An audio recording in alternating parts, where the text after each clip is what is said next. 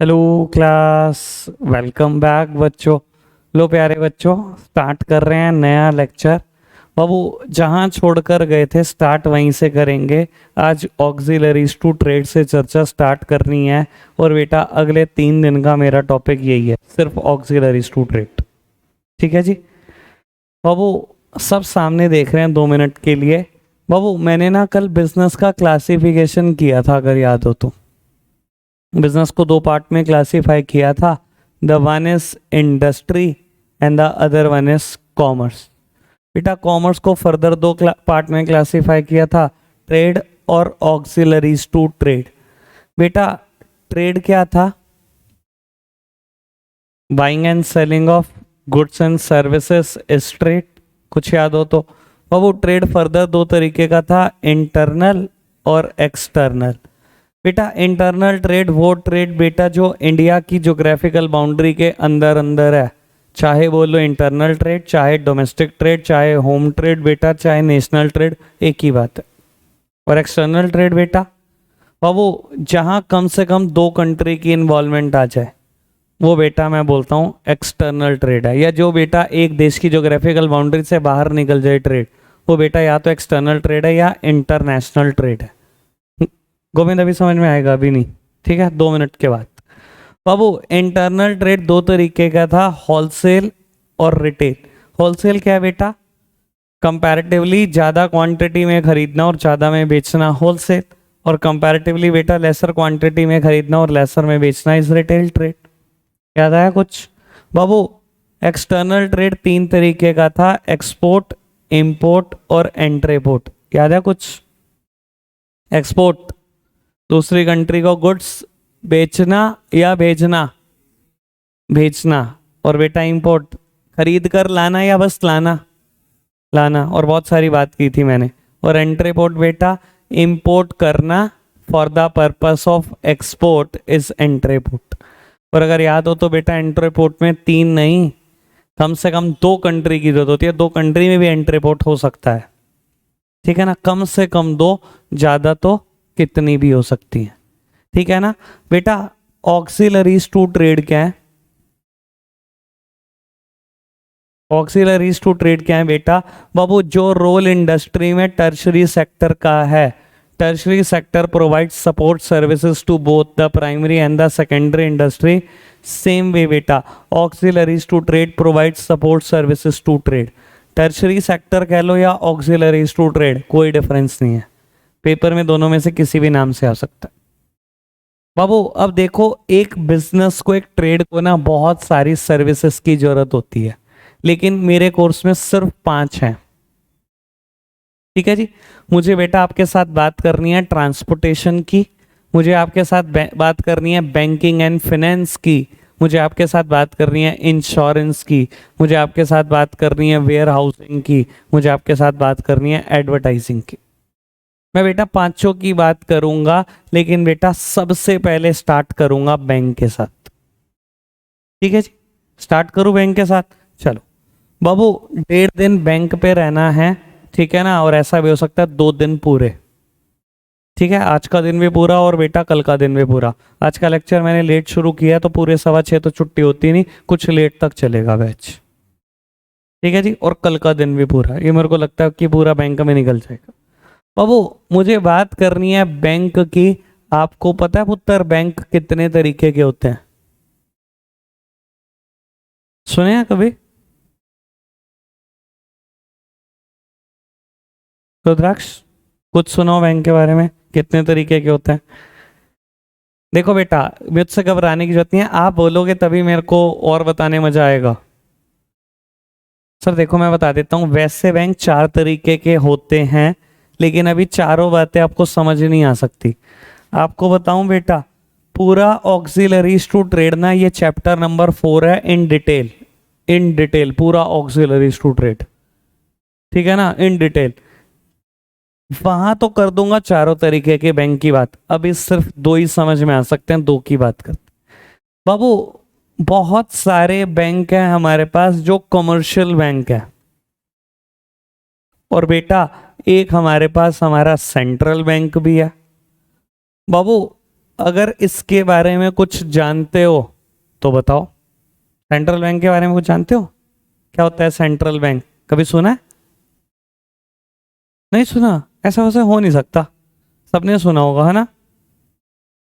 क्या जानता है आदित्य सेंट्रल बैंक के बारे में? कुछ भी जो तू जानता हो। यार ऐसे क्यों करते हो तुम यार?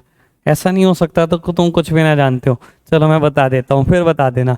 बाबू सेंट्रल बैंक, इंडिया में हम इसको आरबीआई के नाम से जानते हैं। अब जानते हो कुछ? अभी भी नहीं जानते?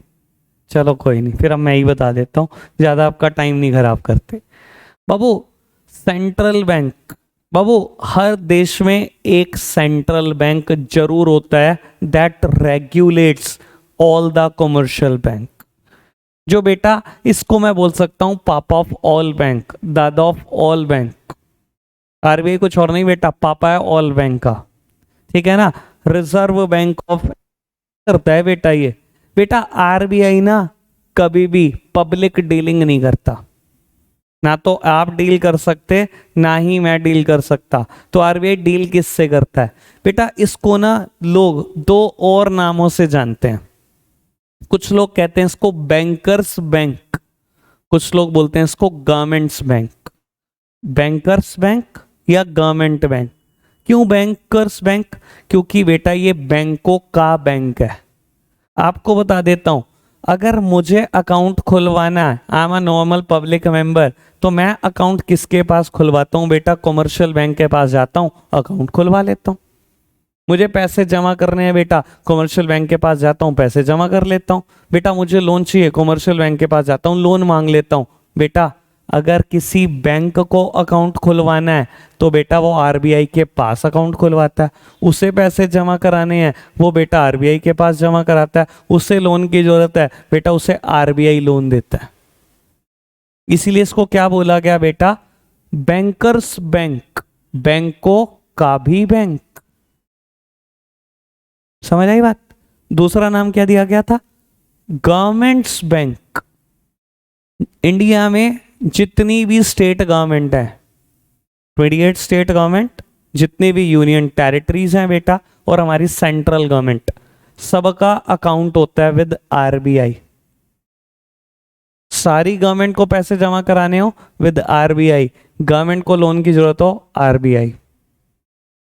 यानी कि बेटा ये पब्लिक डीलिंग नहीं करता, ये डील करता है बैंकों के साथ, ये डील करता है बेटा गवर्नमेंट के साथ। इसलिए इसको बोला गया बैंकर्स बैंक, गवर्नमेंट्स बैंक। ठीक है, अभी तक बात समझ आई? समझ आई? और हम किससे डील करेंगे? कमर्शियल बैंक के साथ। अभी तक कोई दिक्कत तो नहीं? फंसाऊं थोड़ा सा? ऐसे मजा ही नहीं आता बाबू। एक सिचुएशन ऐसी, भाई वैसे पब्लिक डीलिंग नहीं करता, पर भाई मैंने तो सारी किताबें पढ़ी हैं दुनिया जान की, मैंने भी यही पढ़ा था पब्लिक डीलिंग नहीं करता। तो मैंने अपनी जिंदगी में एक रियल टाइम इंसिडेंट देख लिया जब इसने पब्लिक डीलिंग करी, और आपने भी देखा, सबने देखा यहाँ पर बैठे। इसने एक बार पब्लिक डीलिंग किया, एक्सेप्शन है वो। कब? नोटबंदी हुई 8 नवंबर 2016।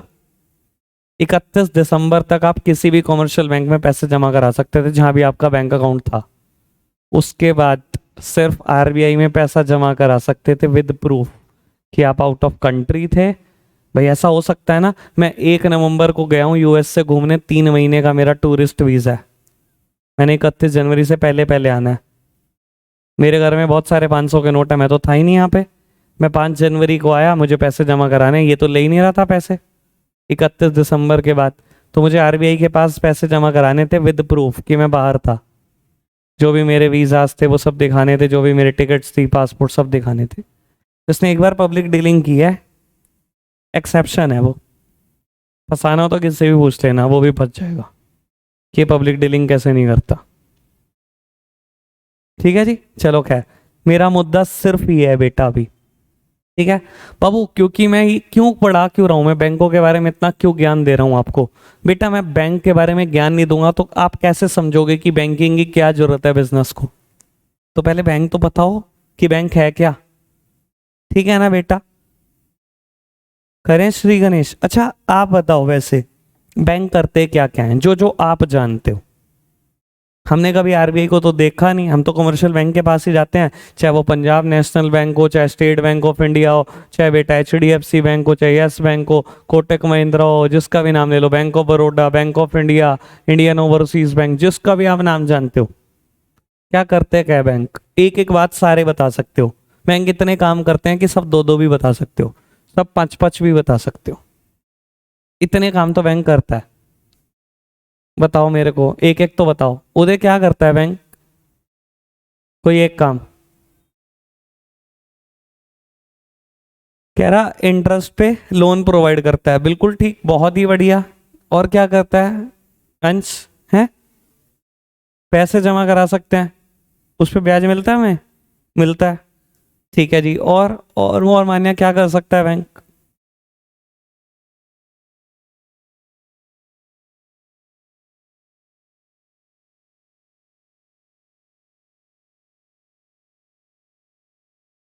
चल एक बात बताऊं, बहुत बढ़िया। चल ज़्यादा बड़ी हो जाएगी बात, लेकिन हाँ ये बात बताऊंगा जरूर कल। देखो मान्या ने एक बात बोली बहुत बढ़िया, कि हाँ people deposit their money in bank and earn interest as well as bank is a safe keeper of our money, यही बोला। बैंक में कोई सेफ्टी नहीं है, भूल जाओ। मैं बताऊंगा, पक्की बात, ऑडिट करता हूँ भाई, बताऊंगा। लास्ट ईयर पढ़ा है इको में। चल अब तेरे को बस एक मोटी मोटी बात कर दूं, डिटेल डिस्कशन कल। आज एक काम करियो, बैंक का ना लॉकर का फॉर्म निकालियो गूगल पे, किसी भी बैंक का जिसका तेरा मन करे। ठीक है, कि मेरे को लॉकर खुलवाना है, बैंक का फॉर्म चाहिए भाई लॉकर खुलवाने के लिए, जिस पे साइन होते हैं। मैं टर्म्स एंड कंडीशन में पहली टर्म्स एंड कंडीशन पढ़ लियो किसी भी बैंक की, खुली छुट्टी, यही लिखा होगा कि बैंक की कोई गारंटी नहीं है, अगर लॉकर टूट गए कुछ भी निकल गया तो किसी भी बैंक की कोई गारंटी ही नहीं है। मैं डिटेल डिस्कशन कल करूंगा, और तेरे को फॉर्म ना मिले तो मैं दिखाऊंगा तेरे को पक्का, क्योंकि मजा तो आएगा ही इसी में। मैं बताऊंगा नहीं बैंक क्या, तो तुम तो ऐसे ही लगे रहोगे उल्टे सीधे, दिमाग में रखोगे चीजें। हाँ पुत्र, अब नहीं बता बेटा, एक बात तो बता, बैंक क्या करता है। आरबीआई का बताओगे, हाँ बताओ।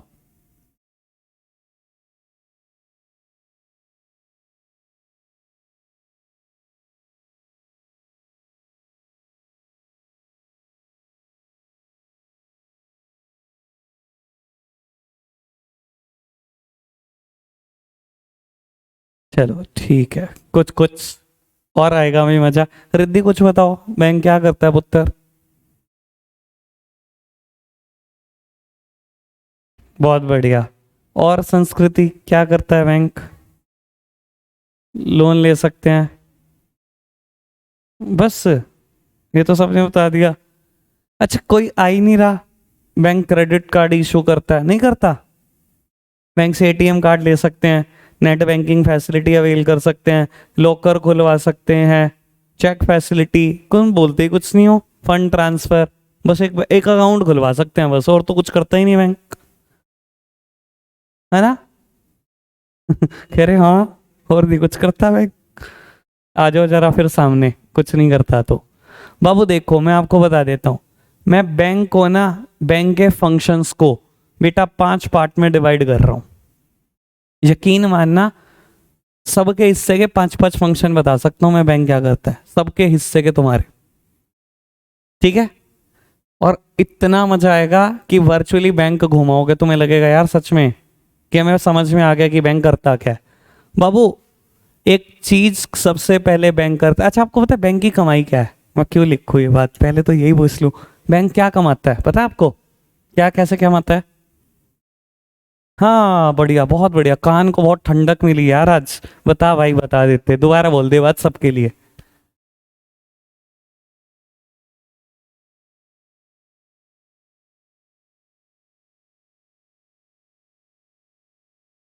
अजी वाह, सबको पता है ये बात। मैंने बैंक में अकाउंट खुलवाया, मैंने 1 लाख रुपए जमा करे, साल का बैंक मुझे ब्याज देता है 3%। बैंक ने कहा 3,000 रुपये ले जाना जब साल पूरा होगा। मैंने कहा ठीक है। और यही 1 लाख बैंक ने लोन पर दिया, 9%, 10%, 12%। वहां से 12% कमाया, आपको 3 दिया और 9 मेरी जेब के लिए। 1 लाख के ऊपर मैंने 9% कमाया तो 9,000 रुपये कमाया। और आपको अंदाजा भी नहीं होगा, मैं एक छोटी छोटी बैंक की ब्रांच बताऊं ना, 100 करोड़ के लोन है, गली मोहल्ले की ब्रांच के। यार 100 करोड़ रुपए लोन और 9% कमाते हैं, बस 9 करोड़ एक ब्रांच कमाती है बस। और ये तो सिर्फ इंटरेस्ट है। लॉकर खोले होंगे तो लॉकर रेंट नहीं लेता, नहीं लेता। क्रेडिट कार्ड पे इंटरेस्ट नहीं लेता, एटीएम चार्जेस नहीं लेता, एसएमएस चार्जेस नहीं लेता, डिमांड ड्राफ्ट की कमीशन नहीं लेता। ऐसी कोई चीज जहां बैंक नहीं कमाता है ही नहीं। छोटी छोटी बैंक ब्रांच का प्रॉफिट होता है 10-10, 15-15 करोड़। मैं सहारनपुर की एक ऐसे बैंक की ब्रांच भी जानता हूं जिसने 1,000 करोड़ का लोन कर रखा है। 1,000 करोड़। 1 मिनट के लिए भाई पोस्ट करना, आकाश भाई 1 सेकंड के लिए पोस्ट करना। तो सर चलो देखो, आपको ये तो पता है बैंक कैसे कमाता है, ठीक है ना। अब बेटा बाकी बातें मेरी हैं। अगर मैं बाकी बातें बता देता हूं आपको क्लैरिटी के साथ, तो आपको समझ में आएगा छोटी छोटी बैंक ब्रांच क्या क्या कमा सकती है। ठीक है जी। तो बाबू देखो, बैंक का सबसे इंपॉर्टेंट सबसे पहला फंक्शन है एक्सेप्टेंस ऑफ डिपॉजिट। जैसे कि आदित्य ने बोला कि बैंक हमारे से पैसा लेता है, वही लोन पे देता है। तो भाई सबसे पहला बैंक का फंक्शन क्या है? Acceptance of deposit. वो हमारे से डिपॉजिट एक्सेप्ट करता है और फिर क्या करता है? फिर करता है लोन। आप सिंपल भाषा में बोलते हो लोन, हम इसको बोलते हैं बेटा टेक्निकल भाषा में लेंडिंग ऑफ फंड्स। ठीक है। एक बैंक का बड़ा इंपॉर्टेंट फंक्शन है बेटा चेक फैसिलिटी। सर चेक के बिना बैंक की गति नहीं। हो सकता है आप जानते हो चेक के बारे में कुछ कुछ, हो सकता है कुछ ना जानते हो, बताना मैं नहीं है डिटेल। और बेटा एक बात है फंड ट्रांसफर। मैं पक्का बोल रहा हूं, आज के बाद ना आप तड़पोगे यार बीएसटी का बैच नहीं आ रहा, फटाफट है यार, कुछ सीखना है यार, समझ ही नहीं आ रहा यार, बड़े दिन हो गए कुछ नया नहीं सीखा। देख लेना आज के बाद। और बाबू last one is allied services. Allied मतलब एक्स्ट्रा सर्विसेज, और एक्स्ट्रा में कम से कम 20 बातें और करेंगे। बैंक के 20 फंक्शन की बात करेंगे जो तुम्हें पता ही नहीं होंगे कि बैंक ये भी करता है, बैंक ये भी करता है। ठीक है जी। लेकिन शुरुआत यहां से करेंगे एक्सेप्टेंस ऑफ डिपॉजिट। उत्तर, जब बैंक डिपॉजिट एक्सेप्ट करता है ना, वो करता है 5 तरीके से। 5 तरीके का अकाउंट खोलता है बैंक, आपको पता है बात? 5 तरीके के, और उसमें जमा करता है पैसा। सुनना बेटा, पहले अकाउंट को बोलते हैं हम सेविंग बैंक अकाउंट। मैं प्यार से लिखूंगा एसबी, सेविंग बैंक अकाउंट। दूसरा अकाउंट होता है बेटा करंट अकाउंट। तीसरा अकाउंट होता है ये आप सबकी प्यारी, आपकी मम्मी की बहुत प्यारी एफडी। ठीक है ना बेटा, सबको जो मर्जी देख लो, अपनी मम्मी से पूछ लेना सबसे अच्छा क्या लगता है उनको जिंदगी में। उनको एक एफडी एक गोल्ड, उसके अलावा कुछ अच्छा नहीं लगता बाबू। चौथी प्यारी चीज आरडी, और बेटा 5th वन इज एमओडीएस। चलो बाबू चलो, बहुत ही मजा आने वाला है बाबू। इनको ना हम थोड़ा थोड़ा कंपेयर करके पढ़ेंगे ताकि और मजा आए, ताकि समझ में आए कि भाई ये क्या क्या चीज होती है। मैं कहता हूं मेरे प्यारे बच्चों ने इसके बारे में भी कभी ना कभी सुना होगा, इसके बारे में भी, बाकी किसी के बारे में नहीं सुना होगा। थोड़ा थोड़ा तो सुना है ना, थोड़ा थोड़ा सुना है। चलो आओ, अब बहुत ज्यादा सुनते हैं बाबू। हम इन दोनों को कंपेयर कर रहे हैं कि क्या डिफरेंस होता है सेविंग अकाउंट और करंट अकाउंट। किसी को पता है? यार तो बिजनेस करता है, तुझे तो पता होगा रुद्राक्ष कुछ कुछ। दक्ष पता है? अच्छी वाह, क्या बात है। अरे पहचान होती है, इससे पता लग जाता है बंदा धंधा करता है भाई। लो सुनो बाबू, सेविंग बैंक और करंट अकाउंट क्या डिफरेंस होता है सुनना बेटा। Saving bank account house hold open करते हैं आपके और मेरे जैसे लोग जो अपनी छोटी छोटी मनी सेव करते हैं। और करंट अकाउंट बेटा ये बिजनेस फर्म्स के लिए है बेटा, ये धंधा करने के लिए अकाउंट है, ये पैसे जोड़ने के लिए अकाउंट नहीं है। अच्छा, और क्या डिफरेंस है बेटा? सेविंग बैंक अकाउंट खुलवाओगे तो इंटरेस्ट मिलेगा, ब्याज मिलती है इसमें। और आपको देखो मैं बात बता देता हूं, मुझसे जितना ज्ञान ले सकते हो ना बैंक के बारे में लूट लेना, जितना ज्ञान ले सकते हो, कुछ भी पूछो, कुछ भी, पूरे अलाउड है आपको। सर देखो, नॉर्मली बैंक 3% ब्याज देता है साल का।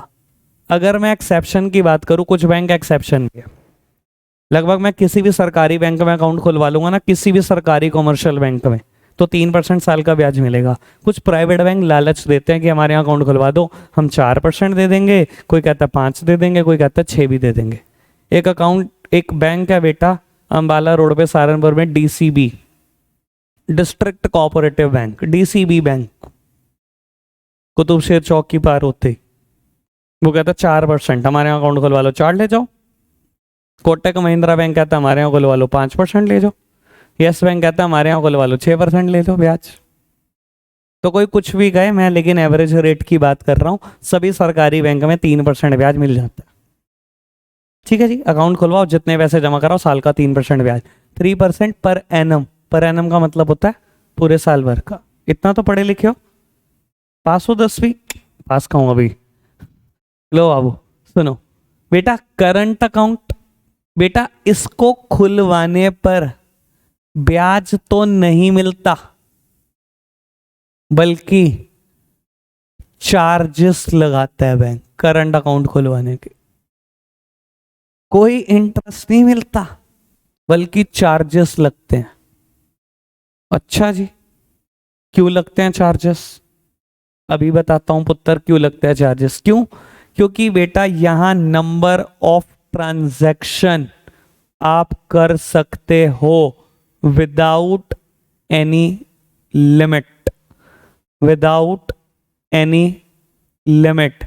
और बेटा अमाउंट डिपॉजिट कर सकते हो, अमाउंट डिपॉजिटेड, ये भी है बेटा विदाउट एनी लिमिट। अब सुनना, अब बड़े ध्यान से सुनना इन दोनों का डिफरेंस।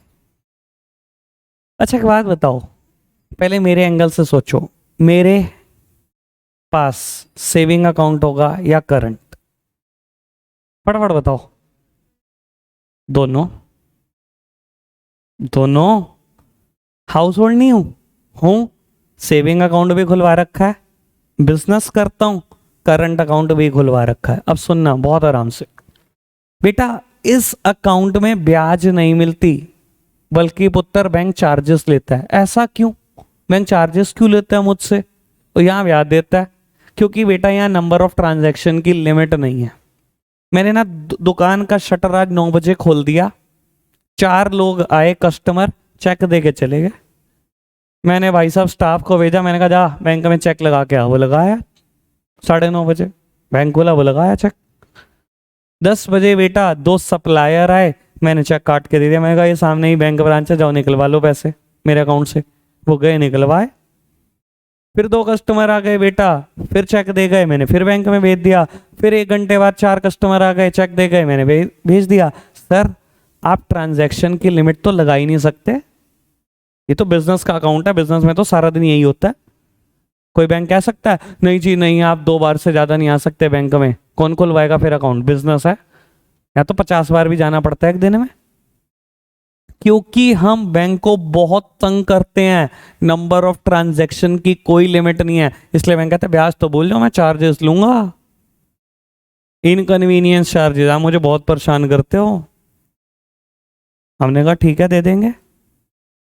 समझ में आया यहां क्यों ब्याज मिलती है? सर यहां नंबर ऑफ ट्रांजैक्शन लिमिटेड है। एक सेविंग अकाउंट खोलने वाला आदमी एक दिन में ना 1 बार भी नहीं जाता एवरेजली बैंक। मेरे पास आज पैसे हैं, मैंने जमा कराए, शायद मैं महीना शक्ल ना देखूंगा, फिर जोड़ूंगा थोड़ा थोड़ा, फिर जमा कराऊंगा। एक दिन में कभी भी ऐसा नहीं हुआ होगा कि आपके मम्मी या पापा सेविंग बैंक अकाउंट में 2 बार ट्रांजैक्शन कराए, 2 बार भी नहीं हुआ होगा।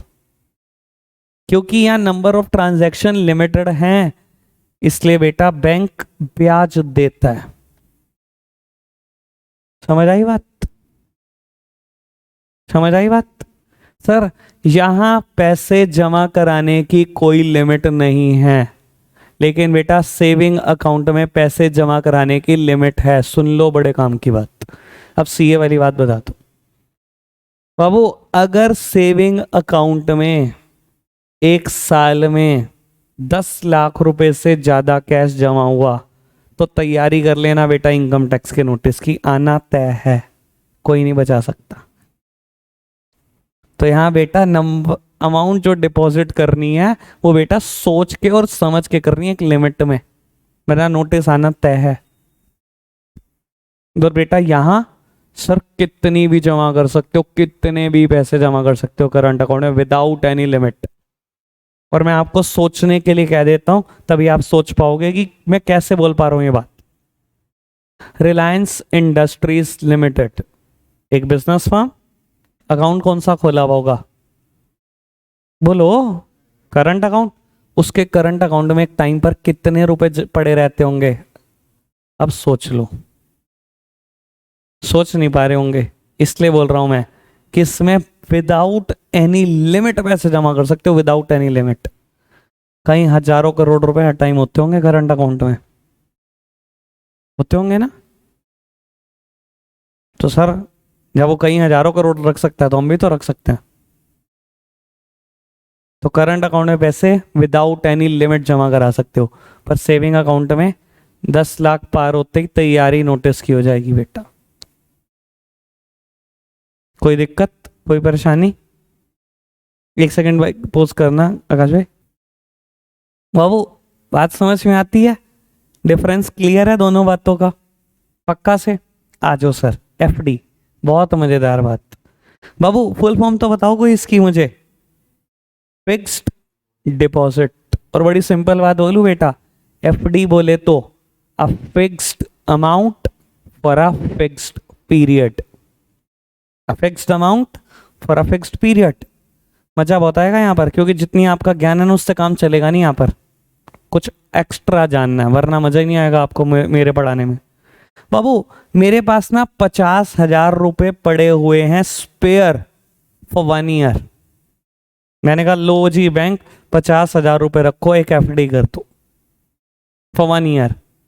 फिक्स्ड अमाउंट, फिक्स्ड है पीरियड। 50,000 रुपए भी फिक्स्ड है अमाउंट भी, और बेटा पीरियड भी फिक्स्ड है 1 ईयर। मैंने कहा बैंक ब्याज कितना? बैंक ने कहा 6% ब्याज देंगे। आज की तारीख में लगभग 6-6.5% ब्याज है, एवरेजली 6 है। तो बेटा मैं इसकी बात करता हूं, सबसे ज्यादा ब्याज किसी अकाउंट में मिलता है तो बेटा वो एफडी है। सबसे ज्यादा ब्याज कहीं पर मिलता है बैंक में तो एफडी पर मिलता है, इसलिए मम्मी का फेवरेट होता है। ठीक है जी, फंसाऊं?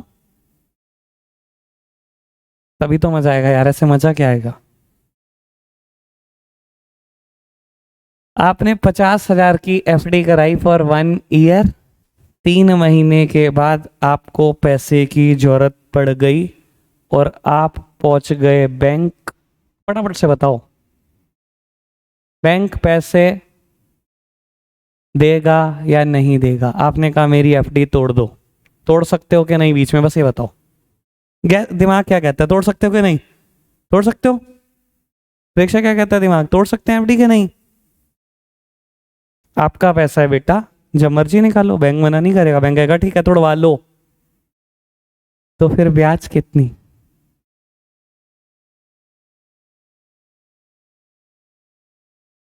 तो यार बैंक का भला करके माने कि माने आज।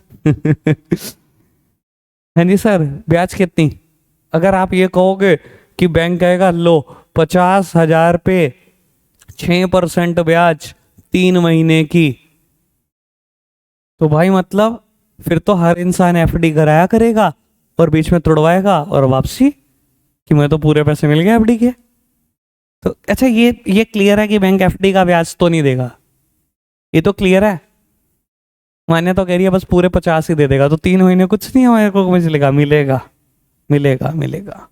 बैंक आएगा, देखो सुनो, आपने बीच में तोड़वा ली एफडी, ठीक है हमने तोड़ दी, लेकिन आपने मुझे इनकन्वीनियंस दिया और ये इनकन्वीनियंस मैं आपको ही लौटा दूंगा।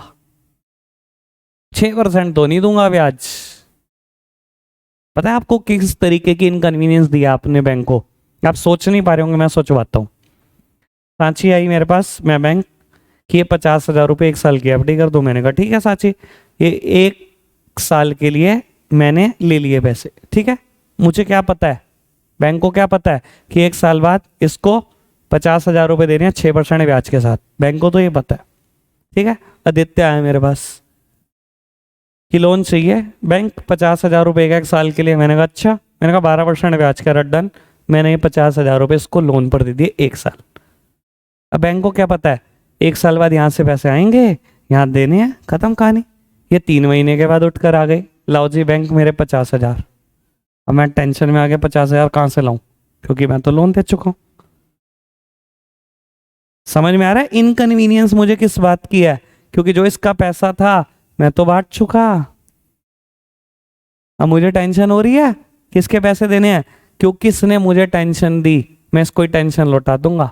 ब्याज तो दूंगा, पर मैं इसे कहूंगा तुझे ब्याज मिलेगी सिर्फ सेविंग अकाउंट की, ठीक है मान्या।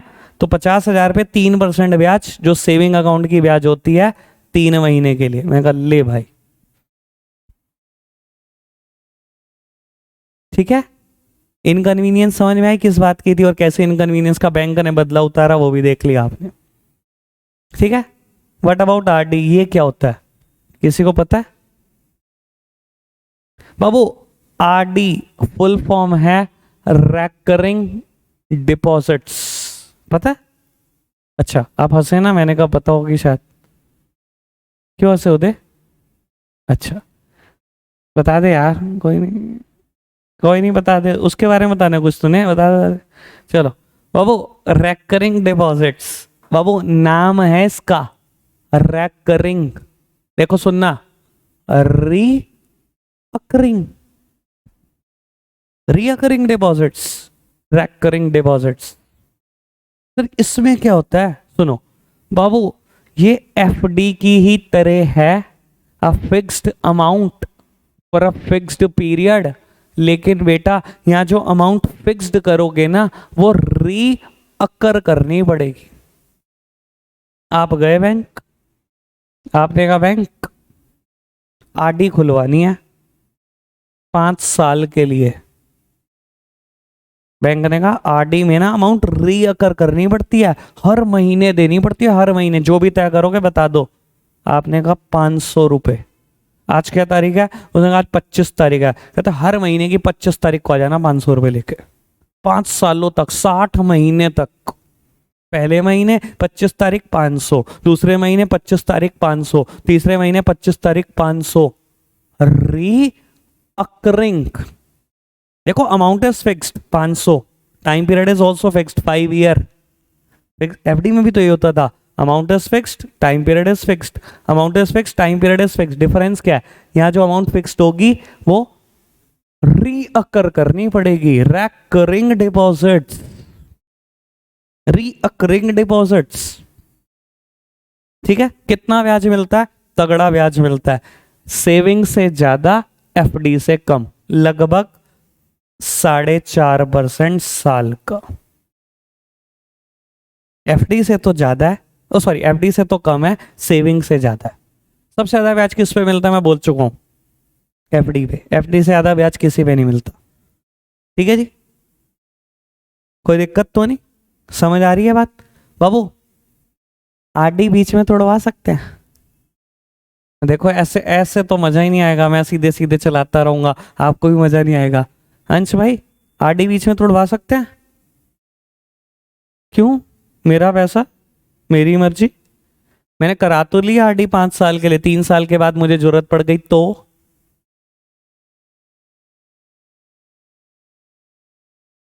अरे नहीं पढ़ सकती, तुम तो ऐसी बातें करते हो, पढ़ नहीं सकती, पढ़ गई।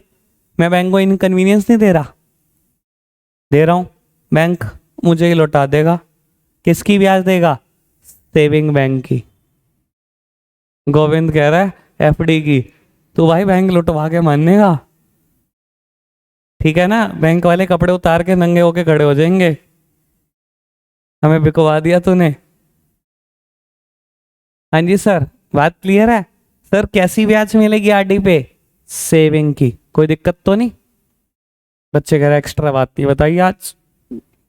तो मैं टॉपिक सोचता हूँ ना, एक एक में 50-50 पता है। मैं टॉपिक खोलते ही बात याद आती है। लो एक बात याद आई आज, बहुत बढ़िया। आज मम्मी को सिखा देना बस, आज मम्मी को सिखानी है आपने बात, बहुत ही मजेदार। बाबू मम्मी के पास 30,000 रुपए हैं और मम्मी एफडी कराने जा रही है, ठीक है? अब मम्मी को एक बात बताना कि मम्मी एफडी ऐसे नहीं कराते, एक कंसेप्ट यूज करो, लैडरिंग सिस्टम, लैडर बना लो, एक सीढ़ी बना लो। मम्मी हो गया 3 पार्ट में मम्मी एफडी करा लो। 10,000 for 1 year, 10,000 for 2 year, 10,000 for 3 year. Mummy को कहो ऐसे करा लो एफडी। मम्मी पूछे क्यों? कहना देखो बात सुनो, आप 30,000 रुपए की एक एफडी कराते 1 साल के लिए, ठीक है? अगर आपको 5, 7, 8, 10,000 रुपए की जरूरत पड़ जाती तो क्या होता? पूरी एफडी तोड़वाते, पूरे पे सेविंग बैंक का ब्याज मिलता, ऐसी तैसी हो जाती इतने सारे पैसों की। मम्मी को कहो 10,000 की 1 साल की एफडी कराओ, 10 की 2 साल की, 10 की 3 साल की। जो मैं बात बता रहा हूं ना, सिर्फ सीए ही बता सकता है आपको बात, कोई भी टीचर नहीं बता पाएगा, कोई भी, उनको भी नहीं पता। ऐसा करने से क्या होगा? अगर बेटा कभी 5-7 हजार की जरूरत पड़ी तो एक एफडी तोड़ लो, बाकी पे तो एफडी का ब्याज मिलेगा, ठीक है ना? और मान लो जरूरत नहीं पड़ी तो क्या? तो सर जैसे ही ये मैच्योर हो अगले 3 साल की एफडी करा लेना। इसकी इसकी 3 साल की कराओगे, मतलब ये कब मैच्योर होगी? फिर ये खत्म हो चुकी है, ये यहाँ अब पैसों की जरूरत पड़ी, ये तोड़ लेना, नहीं पड़ी और ये भी मैच्योर हो गई, इसकी अगले 3 साल की एफडी।